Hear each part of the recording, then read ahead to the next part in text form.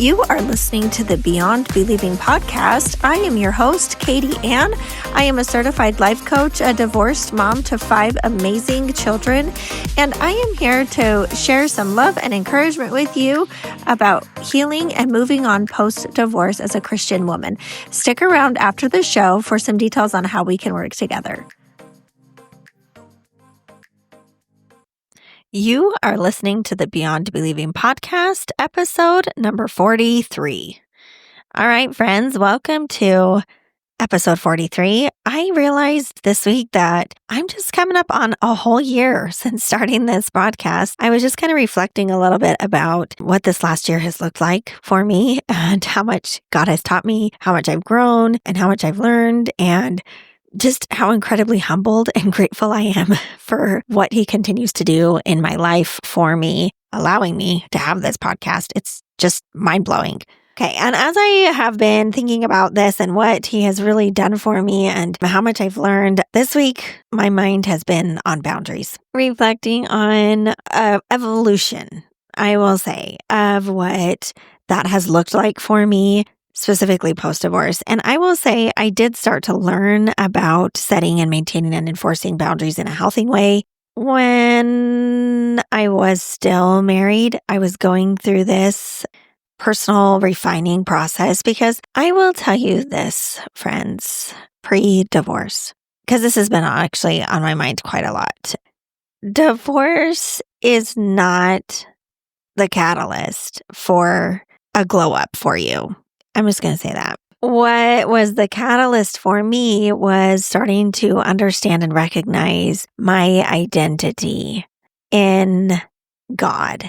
Yeah, that took a lot of refining for me. That quest for me began while I was still married because I truly did not want to go through a divorce. My desire was truly to work through everything there, even though I had grappled and wrestled with the idea that I was in a marriage that I knew was not godly, that I knew was not what I wanted my children to copy or learn from. It definitely wasn't anything that I wanted them to believe was a standard to be following. I still knew and believed very firmly, and I still do, that, marriage is a sacred thing. And because I grew up a child of divorced parents, I understood exactly the gravity of the consequences of divorce on myself, my children, my ex, and so many other things. I had firmly chosen to fight for my marriage and give my absolute very best. And I even went through this period of, if that's really what I feel like God is leading me to, and I would be willing to start over with a clean slate ever again. If I would ever be willing to do this again, what would I be willing to do differently? I pondered on what some of those things were. Things I knew that I was not doing my very best at, things that I knew I needed to change, things that I knew that I was not helping my marriage in any way. And so I decided that if I was willing to put forth any type of effort or energy for any future possible relationship ever, I was going to put it forth in my marriage first. So those were some reflecting moments, and that required me to learn about setting boundaries. And I don't mean just for my relationship with my ex-husband. I mean in my relationships outside of my home, outside of my immediate family, with myself, with my family.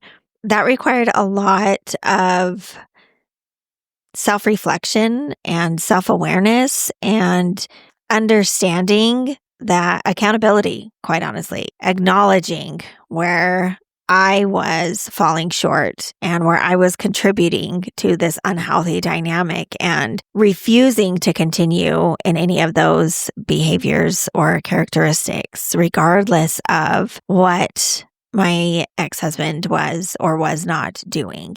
I just had to really dig into what boundaries are as I'm getting more interaction and conversations with women struggling post-divorce and really wanting to find love again. This was really a foundational tool that I learned. So I just had to share this today with you all because we do not, as a society, we're not taught this socially, what healthy boundaries are, what they look like, what they are not, what they do not do, and how you maintain them or enforce them in a way that is healthy.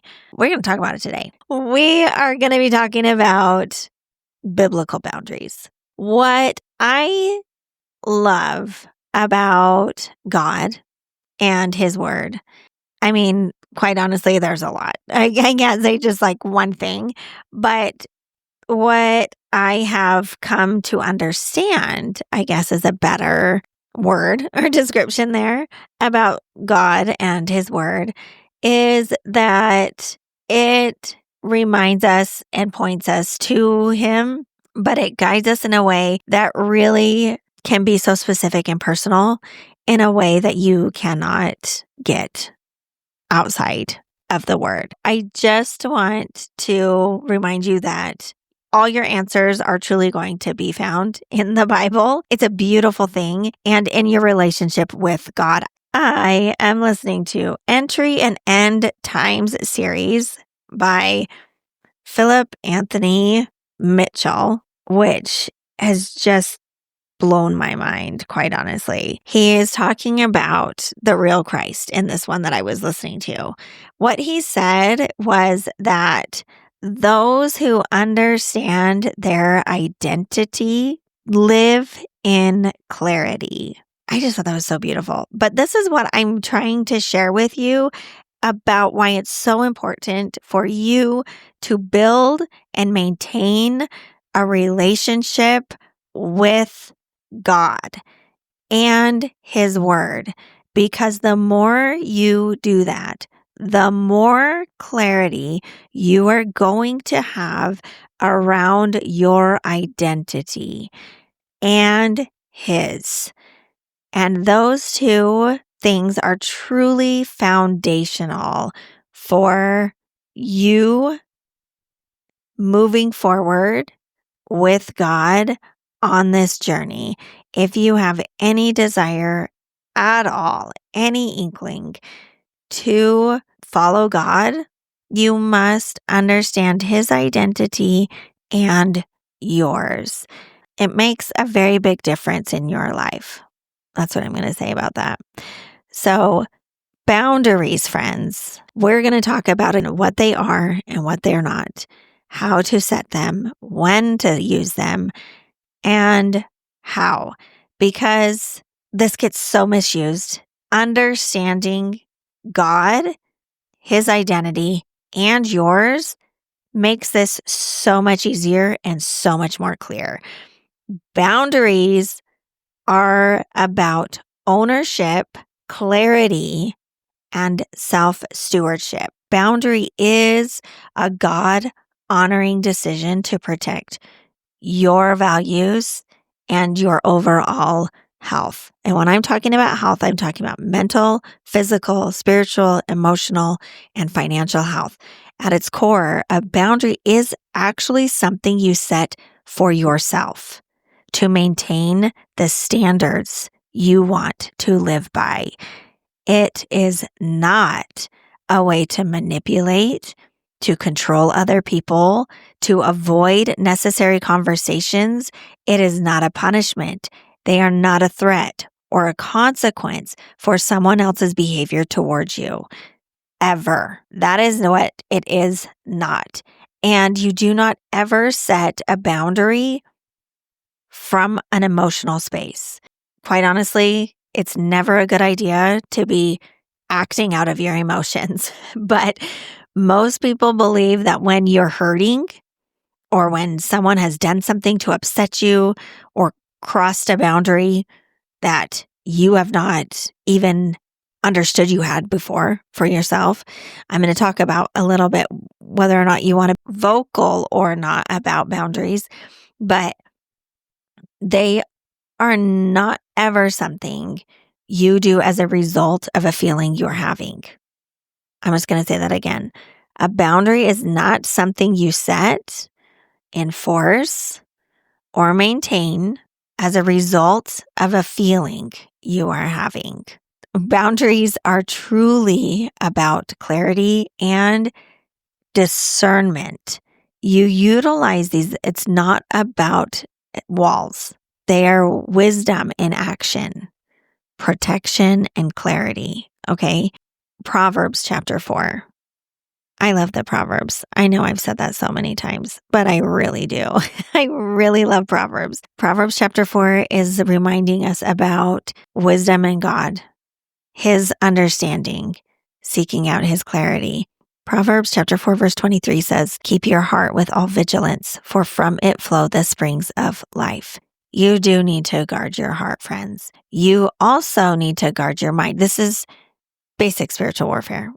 Armor of God, Ephesians chapter 6. You must understand there are boundaries you put up to protect your heart, to protect your mind, to protect your spirit, to protect your physical health and your financial health. It isn't about, again, just being selfish.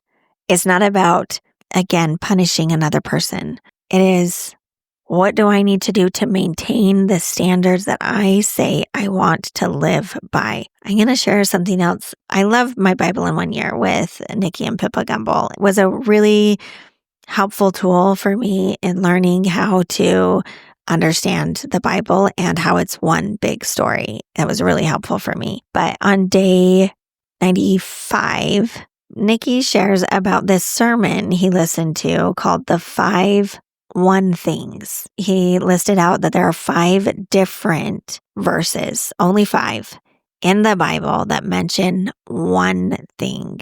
And it has got me thinking ever since then, these different one things. One of them is Philippians 3:13. And it says, "But one thing I do, forgetting what lies behind and straining forward to what lies ahead." This is the essence of a boundary, friend.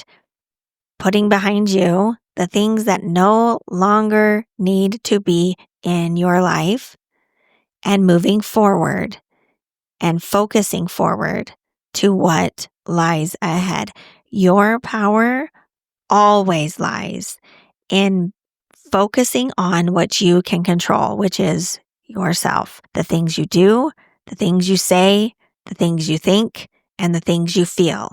All of those require a lot of exercise to master and continue to utilize.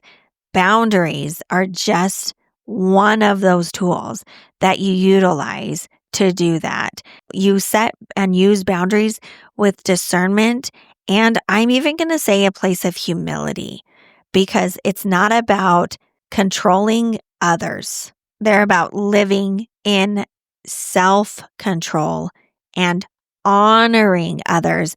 A boundary is something you do for respect out of yourself and another human being. It is saying no to things that are a violation of your values or your time, which could be your value. Some of you are very limited mentally or emotionally or financially or physically or spiritually. Doing things to purposely deplete you beyond your own capacity without the strength or guidance of the Spirit is a violation of your own self-respect. I was listening to a podcast from my coach, Brooke Castillo, last week. She's doing this series on how to be a badass. She said, self-love is not the same as self-coddling. I've just been thinking about that so much. There's such a fine line between I need to understand that I may be past my point of capacity and I need to take a little break here versus I am just uncomfortable. And I don't want to be any more uncomfortable by pushing myself outside of my comfort zone. There is a very fine line between this self-love and this idea of becoming a victim or being a victim. A boundary is established to help you no longer be a victim. It is sometimes simple things as even for yourself, I no longer talk to myself this way. I no longer engage in conversations that are like X, Y, or Z. If you have been in a relationship with an aggressive narcissist, this is what you need to tell yourself. I no longer tolerate someone talking to me in a disrespectful way. And total side note here, if you're dealing with an aggressive narcissist, like a true personality disorder, aggressive narcissist, do not ever communicate your boundaries to them. It's just like fuel for their fire. Oftentimes, you don't even need to communicate most of your boundaries to another person unless you are trying to maintain a healthy relationship. We'll talk about how to do this here in just a minute. I want to talk about this again, the appropriate use first. An appropriate way to use a boundary is to clarify where you're coming from, what you are and are not willing to do or not do, and then you have to stick to it, friends. I'm just going to tell you right now, if you are not used to being an enforcer of boundaries, if you have never set them before or had to maintain them, and you're just learning some new information here, like I'm so glad you're here. But listen up, because if you're a people pleaser, you realize that you are allowing everyone to walk all over you and you're coddling everyone in your life because you don't want anyone else to be uncomfortable. So you sacrifice your own self. First of all, please stop. Second of all, it's going to feel terrible. Okay. You're going to dislike it immensely. It's going to feel absolutely terrible. Just be prepared for it to feel very uncomfortable to be setting healthy boundaries. I think if you've been in this spot, you know how to set unhealthy boundaries.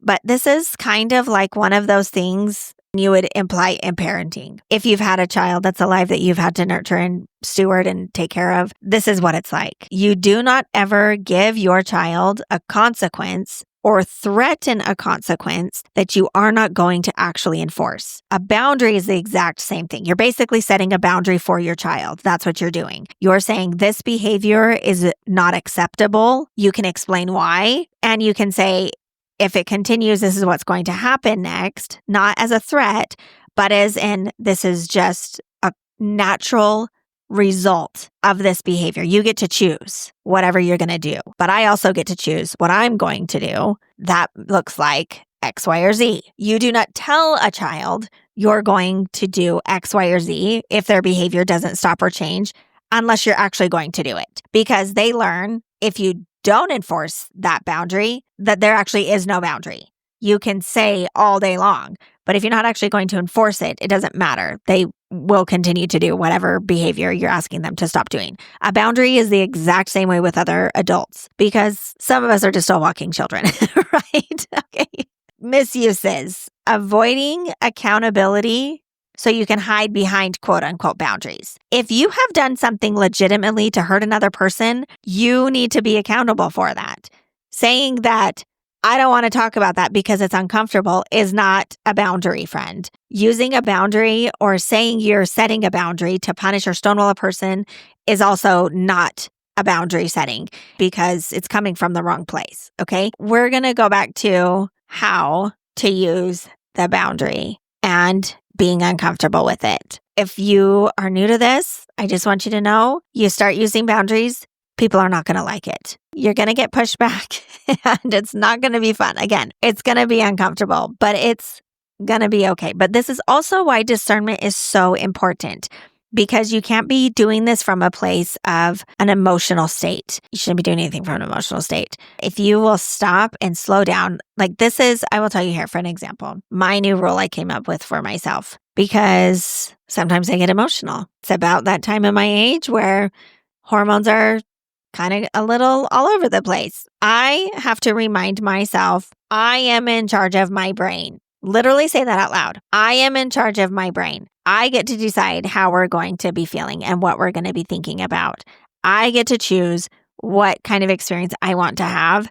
I am in charge here of those thoughts. And when we're talking about boundaries, especially in relationships with other people, I no longer engage in conversations where people are disrespectful because, friends, tolerating disrespectful behavior from another person lets them know you do not have any respect for yourself. Other people are not going to respect you more than you respect yourself.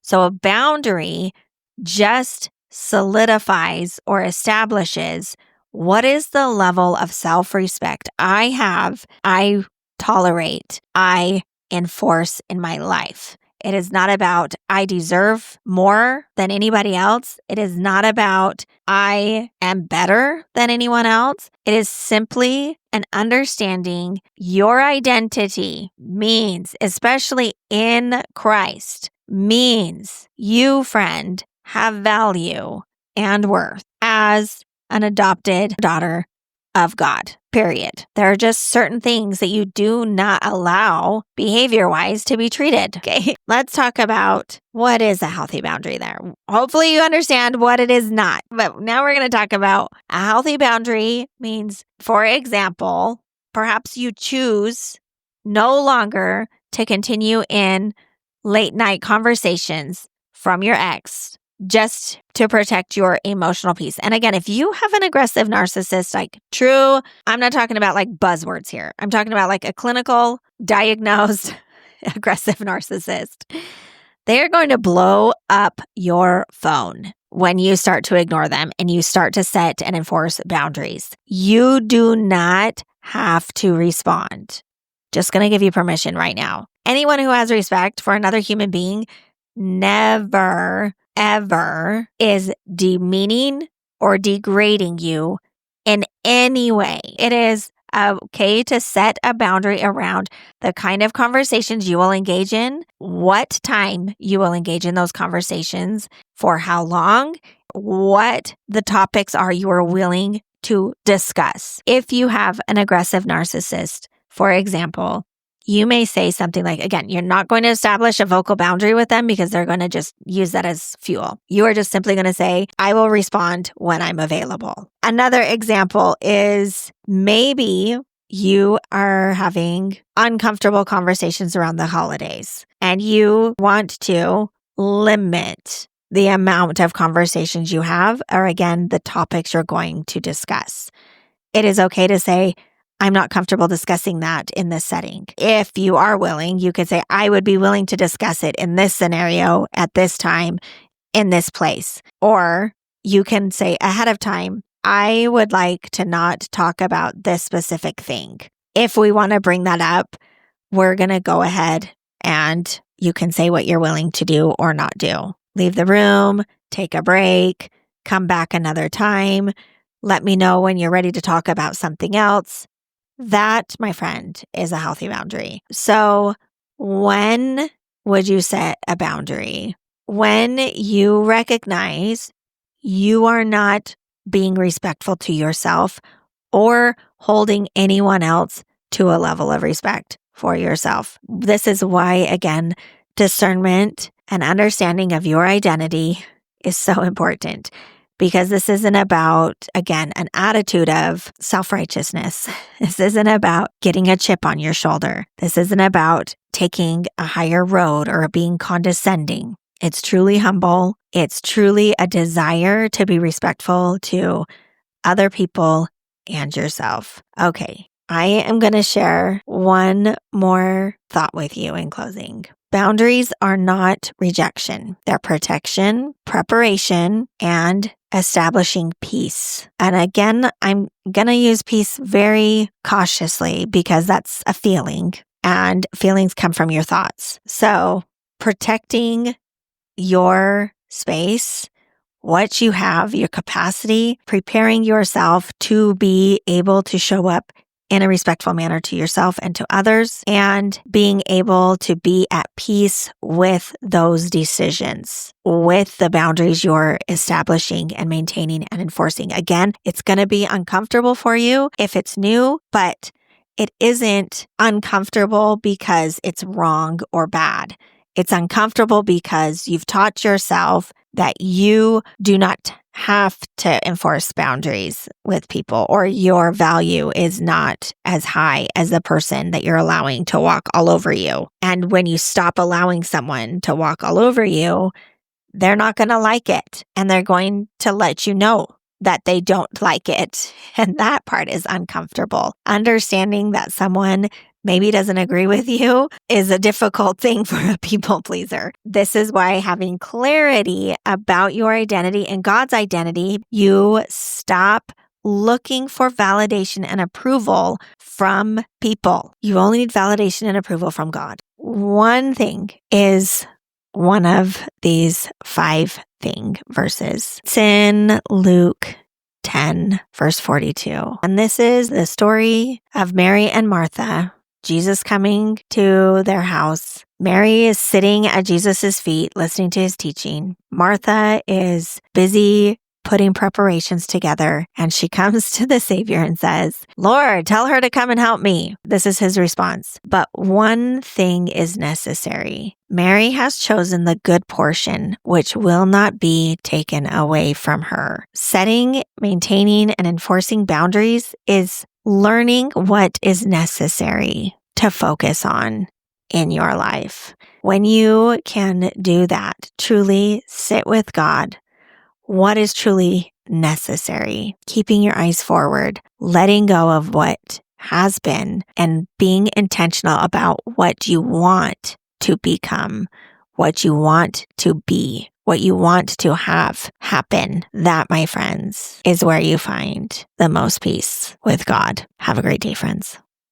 You have been listening to the Beyond Believing podcast, and if you liked anything you heard today, I want to invite you to come and work with me privately. This month, I'm starting up a brand new Selah Healing case study group, and I'm looking for a handful of new women to mentor and work closely with. This invitation is very time sensitive, and I won't be able to offer this kind of personalized coaching and access to me for much longer. If this sounds like something you are interested in, find all the details at the link in my bio. I can't wait to hear from you.